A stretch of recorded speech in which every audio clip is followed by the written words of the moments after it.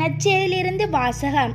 அதிகாரம் 13, திருவசனங்கள் 31 தொடக்கம் 35 வரை. அக்காலத்தில் பரிசேயர் சிலர் இயேசுவிடம் வந்து, இங்கிருந்து போய்விடும், ஏனெனில் ஏரோது உம்மை கொல்ல வேண்டும் என்றிருக்கின்றான் என்று கூறினார்.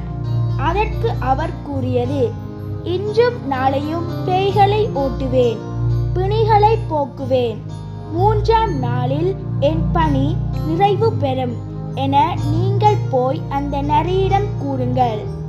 இன்றும் நாளையும் அதற்கடுத்த நாளும் நான் தொடர்ந்து சென்றாக வேண்டும். ஏனெனில் இறைவாக்கினர் ஒருவர் எருசலேமுக்கு வெளியே மடிவது என்பதை நினைத்து கூட பார்க்க முடியாதே.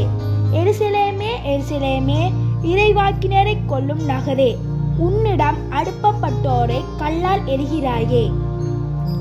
கோழி தன் குஞ்சுகளை தன் இறக்கைகளுக்குள் கூட்டிச் சேர்ப்பது போல நானும் உன் மக்களை அரவணைத்துக் கொள்ள எத்தனையோ முறை விரும்பினேன். உனக்கு விருப்பமில்லையே.